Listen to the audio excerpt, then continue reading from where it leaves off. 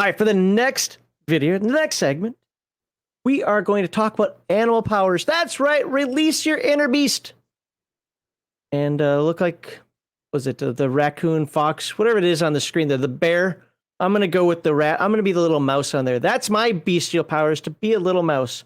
Can that be a bestial power? We are about to find out. They are different than the Mutant Year Zero mutations, but they're used functionally similar, if not, dare say, the same. Instead of mutation points, you have feral points. But other than that, if you remember how to use mutations in Mutant Year Zero, you've got a good idea already of how to use the animal powers in Mutant Genlab Alpha. We believe that role-playing games should take place in fantastic worlds. The focus of the game should be on role-playing and having a good time. The core values of #RPGate and any good tabletop group are escapism, not representation, entertainment over activism, and natural, organic inclusion, not forced diversity. The charity we support is the Wounded Warrior Project, a national, nonpartisan organization whose mission is to honor and empower wounded warriors. Please refer to the description below for the link to where you can make your hopefully tax-deductible donation. Join us Thursday and Saturday evenings on twitch.tv/Legion of Myth to watch Heathen Dog and his team of dirty casuals play multiplayer games for your mockery and enjoyment. Here on our YouTube channel, you can watch these game-related segments live every Sunday at 1 p.m. Central Time, or check out the Friday Night Chill stream where our panel of guests opine, comment, and editorialize on the TTRPG hobby as a whole. Please like this video and leave a comment to appease the algorithm gods. Share this video on your favorite social media platforms to help us peer out of the shadows cast over us. And if you have not done so already, please subscribe to Legion of Myth for more tabletop RPG goodness. All right, let's start with our favorite monkey with his dumb hat. He's even got mittens on. Come on. He's got a dumb hat and dumb mittens. We're going to call him Mittens. Mittens the ape. Mittens the monkey. All right. Your animal powers are what separate you from humans. They are the legacy of your feral self, the untamable animal. You choose 2 animal powers during character creation. Already noticed something a little different between this and Mutant Year Zero, because how many powers did you start off with in Mutant Year Zero? You just had 1 mutant power, right? 1. You could technically start with more, but yes, the core is 1. And these will remain with you for the full course of the game. Why? Thanks. Because you're an animal. You don't, unless you get declawed or something. Okay, whatever. Sometimes when you look at these sentences, you're like, that's dumb, but you have to remember what players try to do at the table. Well, you have to remember that they have a sticker on lawnmowers that says, "Do not reach underneath when in operation." Fair, that is true. So yes, as long as stuff like that exists in the world, I'm not surprised at any of this. Animal mutants are more stable than human mutants of Mutant Year Zero, and thus do not degrade or develop new powers. There are a total of 21 animal powers in the game listed below. The table also states which type of animals can have the various powers. Remember, your animal type does matter. Did we show that last week, the chart? If not, we'll definitely show it today. Yep. As well as if the powers are reactive, which is an R, or an enhancing effect. This is how normally powers work like actions. However, an enhancing effect isn't its own action. It helps another action. A reactive power can actually be used outside of the initiative order. It's literally reacting to something that's happening to you. Right. So that's the difference there. Some powers have several effects. These powers are described in detail. Chapter. Now, when you there we go. I did get it from here. When you release your inner beast and use an animal power, no one can stop you. Just like mutations, can't be stopped. It's going to work. Do you remember all the drawbacks from trying to do that with your mutations, though? Like you could hurt yourself. You could lose your mutation. Spending mutation points is inherently dangerous. Risky. Yes. All you need are feral points here. Now, again, I've seen people just say we use mutation points across the board. The book calls them feral points. However you want to do it. You get as many feral points. You have animal powers at the beginning of each session of play. Again, just like mutation points. You gain extra feral points by pushing when you perform an action. You can save unused feral points to the next gaming session, but you can never have more than 10 of them. Again, everything there should look the same to you. In conflict, activating an animal power is normally counted as an action. This does not apply to reactive or enhancing powers. Feral effects. Using animal powers is not without risk, because why would I be able to be an animal and use my animal stuff without? Yeah, I know, right? Why is this a risk? I can almost understand the mutant power thing, right? I almost understand, because it's technically unnatural. But you're half animal, half human, purposefully. They purposefully made you this way. This isn't some random mutation. This is purpose. This is on purpose, right? So why is it that every time you use your animal side powers, you can get a drawback? Well, I feel that this game, the creators of this game played too much Werewolf the Apocalypse. Ugh, gross. Because when you unleash the beast, there's a risk you might lose control of the human side of your nature for a short or longer period, maybe even permanently. There are many stories in the Paradise Valley about animal mutants who have lost themselves to the beast and never recovered. When you use an animal power, you roll a number of base dice equal to the feral points you spend. Remember, if you use an ability and you use that one feral point worth of power, we'll look at them in a moment, just because some probably take more than one to activate. But however many points you spend, that's what you roll in dice, because you're not rolling dice for any other reason. The power automatically works. You don't have to roll for success. It just works. So what you roll for, just base dice to determine, well, what happens on the chart. And again, that Mutant Year Zero chart was no joke. So we roll base die to see what happens. If you roll a Bane, which is a 1 on a base die, your inner beast takes over completely. You lose both your ability to speak and to use tools. You're not even as good as a monkey anymore. And you must either flee or go berserk. Your choice. If you flee, you must attack anyone trying to stop you until you find a place where you can be alone. If you go berserk, you must attack everyone within near range, friend or foe, in close combat. The effect lasts for, what's this? Oh, a D6 hours. Wow. This isn't even like some sort of berserker battle rage. This is just like, you are Animal Man now. Yeah. Or until you're broken, someone knocks you out. Yep. Basically it.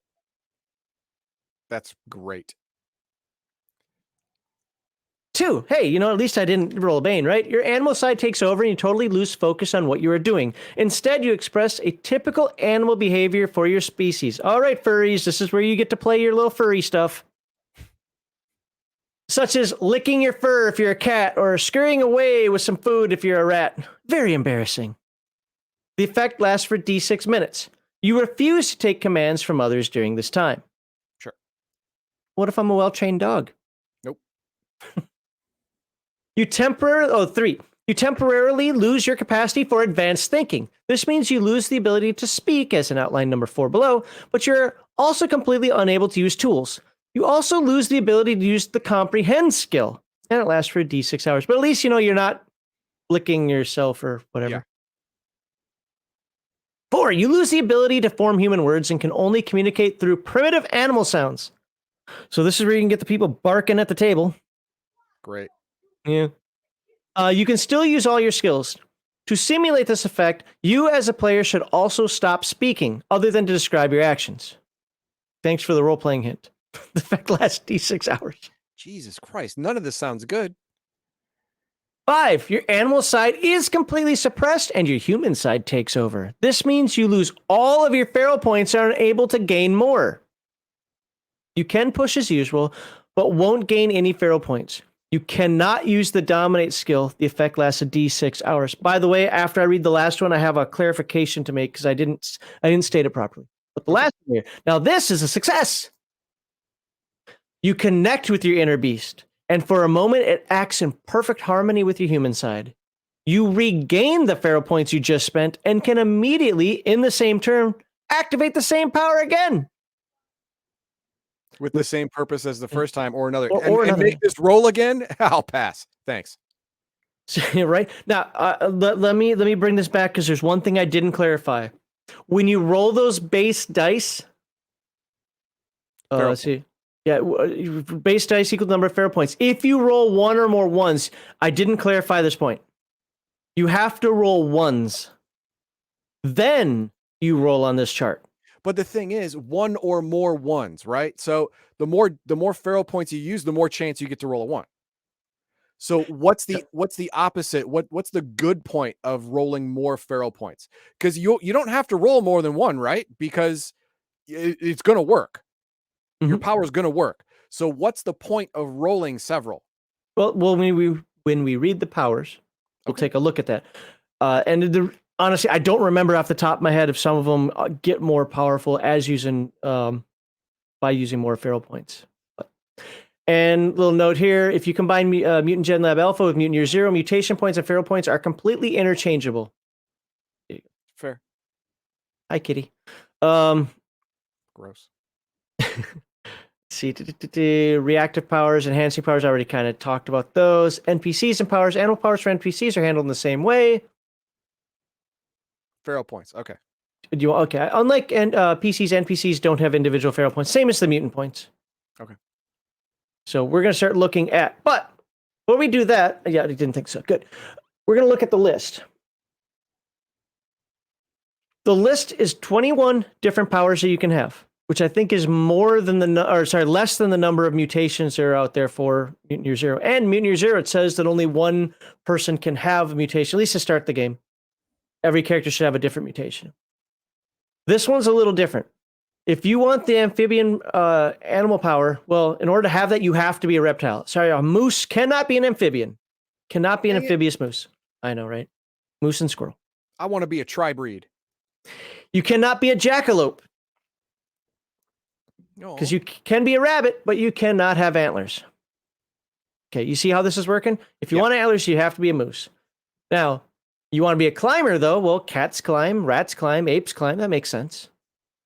And also remember, it's only showing the core animal here. Under moose, there's deer, there's whatever, there's all that stuff. And under ape, there's gorilla, monkey, whatever.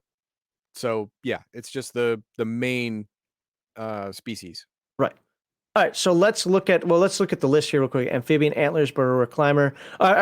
Pick two that you want to look at. I'm going to pick two also, but pick two you want to look at. Reflexes. Okay. I'll scroll down when you're ready. Scroll down, please.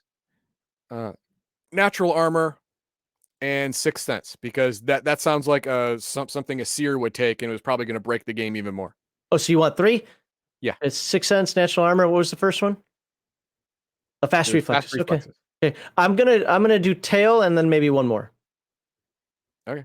Because tail probably is people are gonna be like, what? All right, so fast reflexes should be over here. Burrower, climber, fast reflexes. Your reflexes. Oh, by the way, let's first go back up here. Sorry. I want to show who can take fast reflexes. What types of animals have fast reflexes? Well, cats, because they attack things. Okay. Rabbits, because they don't want to be attacked. And reptiles. A lot of people don't know that, but reptiles are freaking fast. Oh, yeah. Definitely. In terms of reflexes. Yes. So, all right. So back down here. Your reflexes are far quicker than what any human is capable of. You can activate this power before you roll for initiative. Every feral point you spend increases your initiative score by 2. Okay, there we go. There it is. More feral points equals go first more. Okay. Yes. But it's also more chance to roll a 1. So yes. Man, if I were playing these Year Zero games, I would not ever use my mutant power or my feral power. There's too much downside to it. Yeah.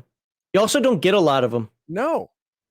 There's too much. I generally agree with that, and I've worked on tweaking. I don't run the game enough to really spend a lot of time on it, but it is one of the things where it's like I still want those detriments to be there. But it's kind of like how we talk about, still a tangent here, but it's kind of like how we talk about with Palladium with the Rift's Ultimate book, where we think that the negative attributes are just too detrimental. Yeah, right. Conceptually, I like it, but wow, it's like if you have a 3, just make a new character. Like, Yeah, what's I the mean, point of even being in that able to roll it? list of rolling, you know, from 1, 2, 3, 4, the only thing that's good is 6. 5 is acceptable in most cases, but 1, Mhm. 2, 3, and 4 are freaking horrible. Yeah. Just horrible. If you can roll it, your character should be viable. Like, yeah, I get it. A 3 is going to be a detriment of some sort, but your character should be viable if you can roll it. Otherwise, just remove it from the list of being like all characters must start with a 6 or higher, something. Anyway, I kind of feel similarly about this here, where it's like, I want to tweak this because I want these detriments here. I want you to be able to turn into an animal, but dang it, you roll those dice and you spend those fail points. It's not going to happen every single time you use the power, but you're talking a 15% chance for every die you roll. If you're rolling 2 dice, like we're looking at it, so we'll just go this. I want a +4 to my initiative. I really need to go first. I'm still not guaranteeing you to go first. You could roll a 1 and the opponent could roll a 6, and you spend those 2 feral points. That's 2 dice. That's a 33% chance that you got something bad about to happen to you. So, anyway, somebody's going to correct me on my math on that one because of how statistics works, but get over it. All right. What was the next one you said? I think it was something below. You said, was that just all a picture? Oh, no, there were things here. Hunter Instincts, Jumper. I forget what the other 2 you said were. Did you say like Nocturnal? Nope. Nope. Natural Armor, Poisonous Bite. Natural armor. You did say Natural Armor? Yep. Okay. Natural Armor. You have a protective shell or hard scales to protect you against damage. You can activate this power when you suffer damage from an external attack, but not when pushing on. Red flag. What's that? Red flag. I have to activate the armor that's already on my body. Screw you, game. This is reactive, but activating it? Well, What? There's no activation. Yeah, I think it's a bad use of words. Well, no, because you have to spend a feral point. See, that's another thing. I have to spend a feral point for my skin to work. Screw you, game. So the way it was described to me is you're not using. So let's think of an armadillo. You're standing up, or a Teenage Mutant Ninja Turtle, right? You're standing up, you're fighting. Yeah, I'm doing my melee attacks. In order to do it, you're basically using the feral point not to have the armor just work, but to turn your back. So you hit your back, and then you turn back around. I know it's kind of a weak explanation, but it's not about activating the shell itself. It's about getting it into position and being able to use it during the fight. That explanation works for shells, but for tough hide or scales, it falls apart. Because scales are everywhere on a reptile. I mean, oh no, there's their belly, dude. When I'm in a fight, I'm protecting the area that's not armored, dumbass, all the time. That's just 101 right there. And if you're a bear or an elephant, you have tough hide. It's all over your body. There is no activating it. I don't get this.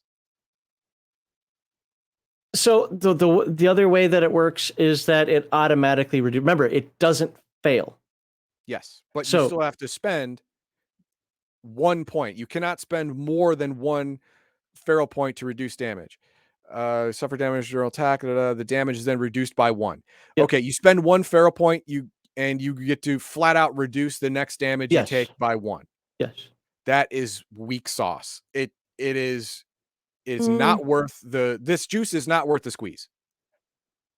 When you consider how feral points are used, I'll have to think about this one in terms of its usefulness. I think it is useful because, again, in how combat works, also comparing it with mutation points. I'm trying to think of the Mechatron ones. Yeah, I would like to be able to spend more. I think that's the big thing for me. Isn't anything other than this, except for that last sentence, you cannot spend more than 1 feral point to reduce damage. If I want to waste all my feral points to stop a blow, let me do it. I mean, let me blow my wad. That's the problem that I have. Yeah, I that is a problem, but of course my main problem I've already said is that spending feral points to activate something that is on your body no matter what is ridiculous to me. I mean, there is some like you said, for a shell, there is some logic to that. I'll give you that, but for just general tough hide from a bear or an elephant or something like that, it's all over. There's no activating it. It should just be. Yeah, but you're asking in terms of game mechanics. You're asking for an automatic. That would effectively give you an automatic damage reduction every round, which would be too powerful. So if you want the damage, the actual just automatic guaranteed damage reduction, got to spend the feral point. Yeah. I mean, I get what you're saying, but Yeah, it's the only way. I wouldn't get it because, like I said, it's not worth it. It's not worth it. And the last one was crap. What was it? 6 cents. 6 cents. Yeah, yeah. The screw you seer ability. Yep. All right, there we go. What I caution people with this, especially when you go into the comments and so forth, is that remember, this game isn't a simulation; it is a game. And I agree with what Heathen Dog's saying conceptually, and I have some reservations about it as well. I think anybody who knows me knows that Teenage Mutant Ninja Turtles After the Bomb is a game I really enjoy. I like anthropomorphic animal games, and I think this one does a great job of it in terms of adding it into the Year Zero engine. But I've also said that this isn't my favorite Year Zero game. The next one we cover, the robots one, that one's my favorite. So, Let's see and what there 6 cents breaks the game. you have an animal ability to sense danger and react to a threat faster than your enemy can attack. You can activate this power when an enemy tries to sneak close by. For every feral point you spend, modifies your scout roll by +2. You must spend the feral point before you roll. Okay, I'm having trouble understanding this power. Here's why. You have to spend feral points before you roll to sense a danger, but you can't sense the danger unless you activate 6 cents. This is usually used in ambush times when you're going to be like, hey, as we're walking, as Oh no, you have to ask, you as a game master, ask the player, hey, would at this moment, would you like to use 6 cents?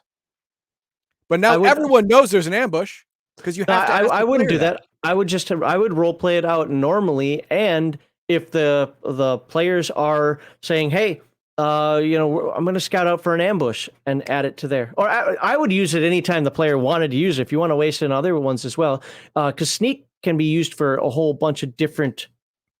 You're standing guard. You're making camp. You're trying to think. I mean, those are just generic ones right there. Guard. Right. Okay, I'm still confused. Here's the reason why. Is this an automatic power? Does this just go off when someone is sneaking up on you? Or do you have to choose when to use it? If so, why would you choose to use it if you don't already know someone is sneaking around near you? You would use it at the same time that you'd roll your scout roll to detect an ambush or somebody sneaking up on you. But why would you do it if you're not sure someone is going to ambush you? Because feral points have so much of a downside, you wouldn't use it on a hunch. Well, I'm not going to tell you that. Oh yeah, there's somebody there stalking you. I'm not going to get. You're not going to get a freebie out of that. Well, I know, but why would I burn feral points on a guess? Why would I have educated guess? Yeah, you feel something? 50% chance to turn into an animal for basically ever, and on a guess that just doesn't make sense. I don't know to tell you because I wouldn't give it to you. Like and yeah, this again, it's a worthless power. It's too much downside. Well, you think they're all too much downside, so far they have been. I think they think you might have a misconception about the animal powers as being superpowers. They're not. They're tweaks. No.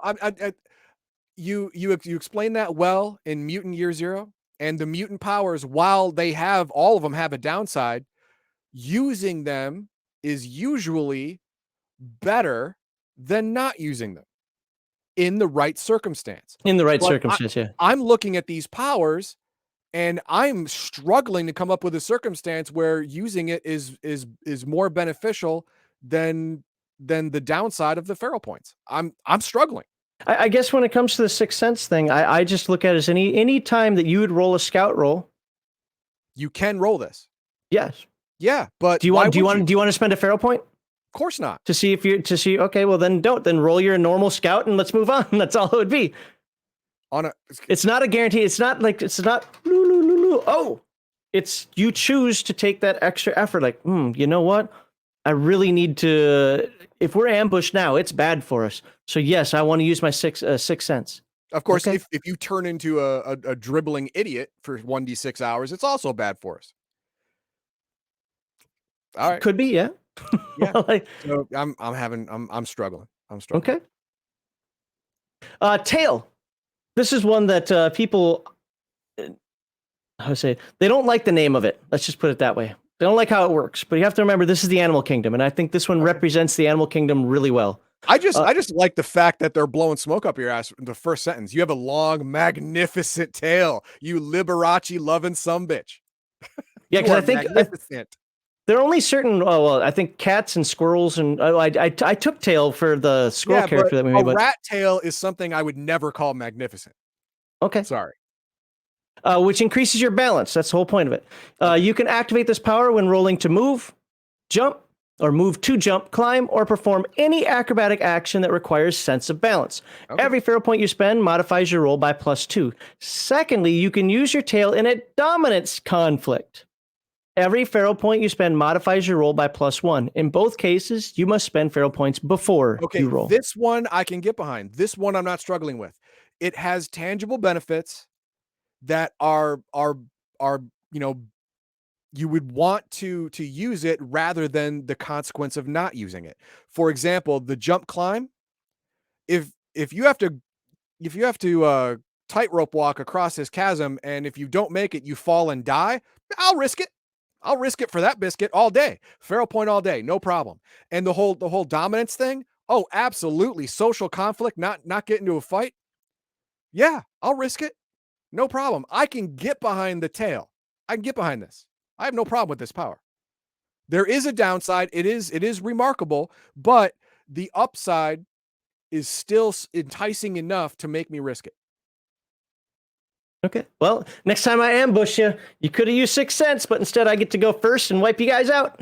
Oh, fine. But the thing is, if I use it every time I think there's gonna be an ambush, I'm not gonna be playing very long.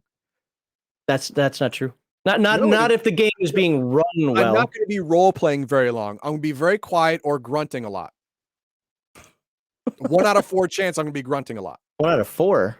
Yeah, if you roll a 1, 2, You have 3, to, first 4. of all, you have to fail. You have to roll a 1 first, and then it's then you roll on the chart. Okay. Yeah, there's a 1 in 6 chance that something bad's gonna happen, and then if it does, there is a 66% chance or whatever that it's gonna be. I'm out of the. I'm basically That's out of the the game chart. for. Out of all of this, I know you don't like how they're activating the shell. That again, since it's automatic, immediate reduction of damage, I don't have a problem with spending the feral point in that. My only gripe Only spend 1. is the fact that it is too easy to roll on that D6 chart, and when you do roll on it, that is pretty detrimental. I like the chart. I want that chart, but I think I'd rather roll 2d6 and have a few of them maybe be good ones, not just the one, or most of them, say from like 5 to 8 or 5 to 10, just be neutral, no change, nothing happens.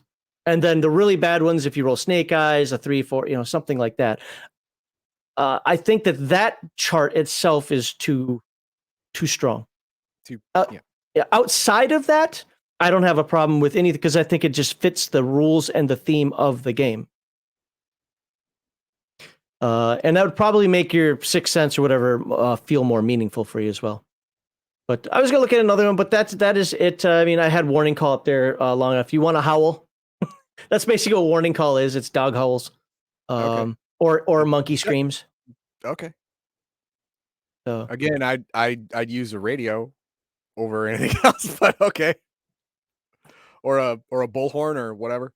I mean, sure, but that only has so much range, and maybe you don't want everybody to know what's going on. If the dogs start howling, you don't know why. But the thing is, if I hear a dog or a wolf start howling, any other animal is going to be on edge at that point. Like, we're not going to be taken by surprise. There's something bad in the area, and I'm going to take steps against it. But to me, it's the same thing as a bullhorn. Say, hey, get your ass together, or whatever. Oh my God, there's so many alligators here, or whatever. I think you're overthinking that. Because if you do that, if you do that, you're never gonna get anywhere in the game. Because everything's you're gonna be the mouse that I can't do anything ever.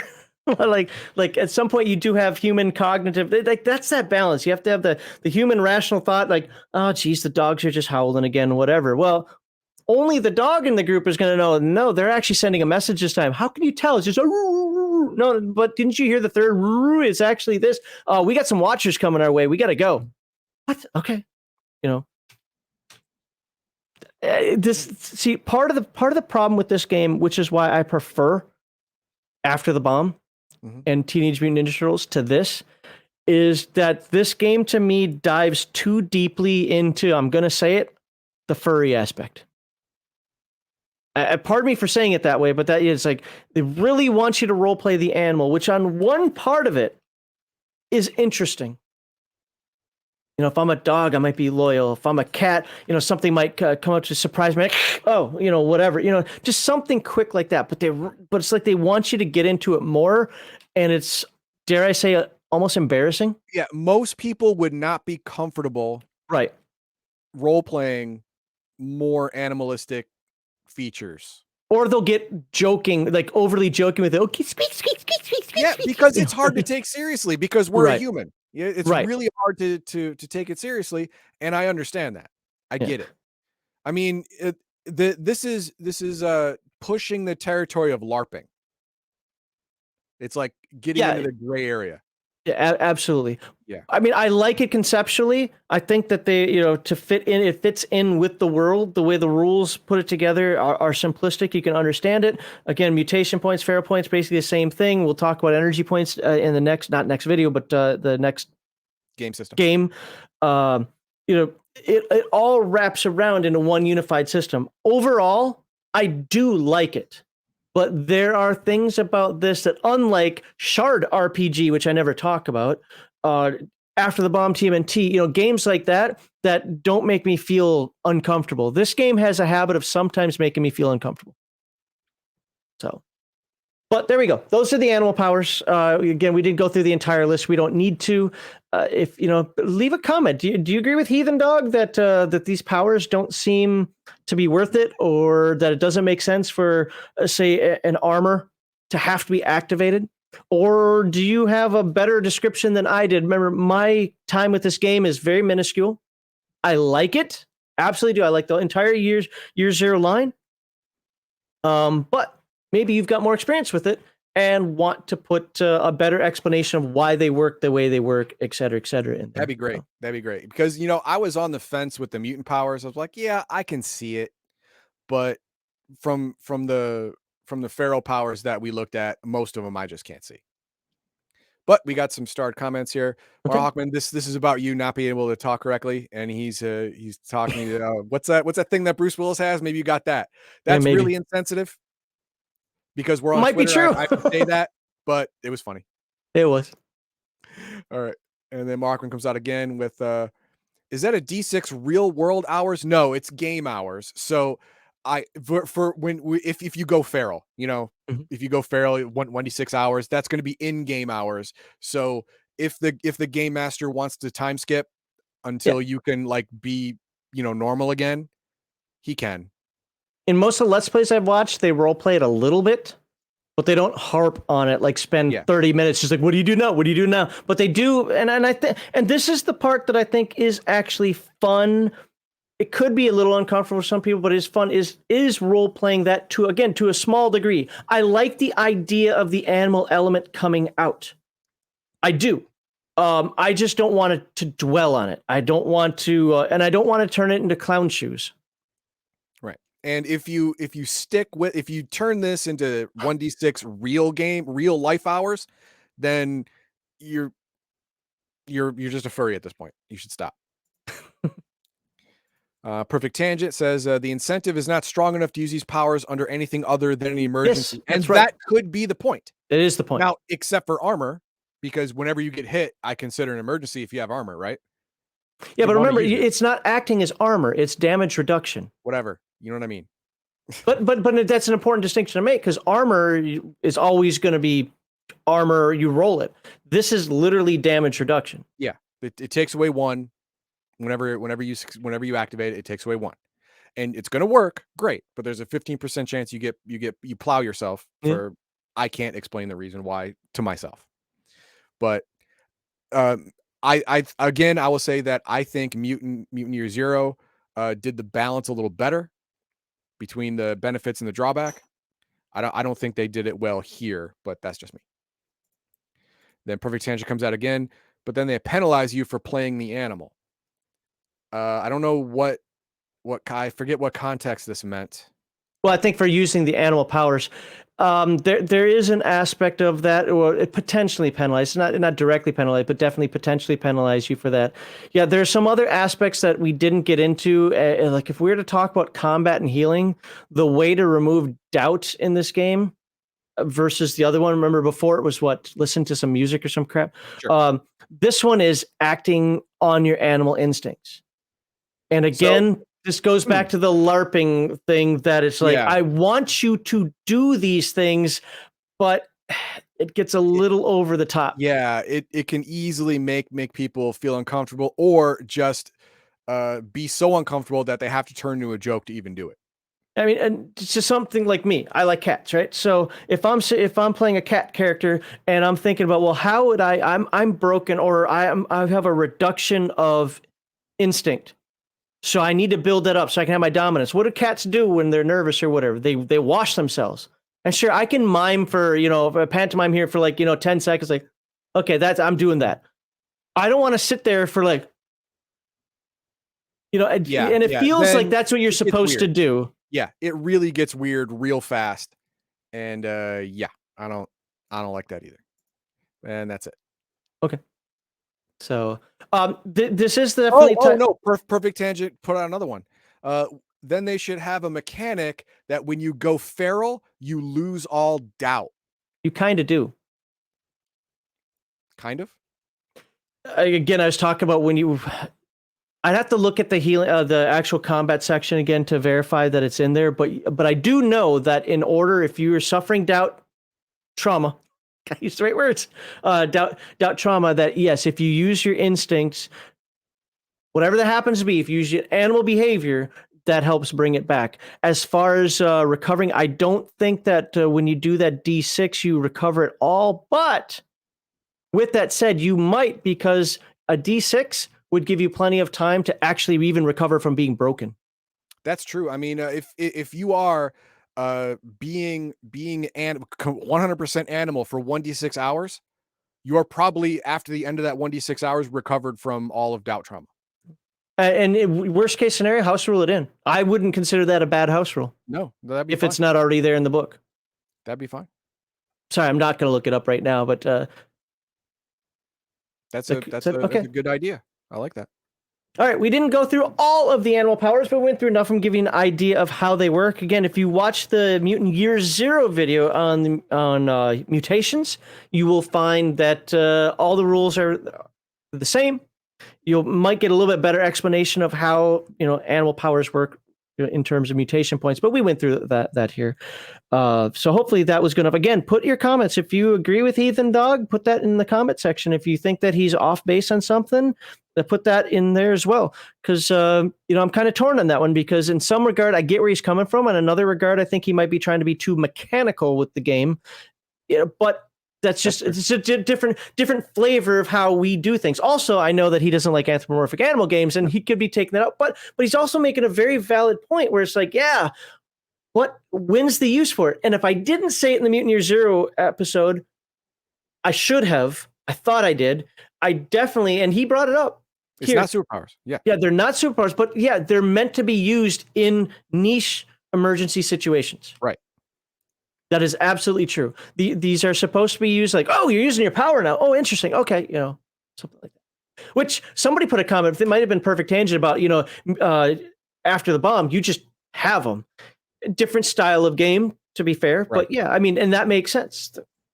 Anywho, hopefully you guys like this. And remember, like, subscribe, and share.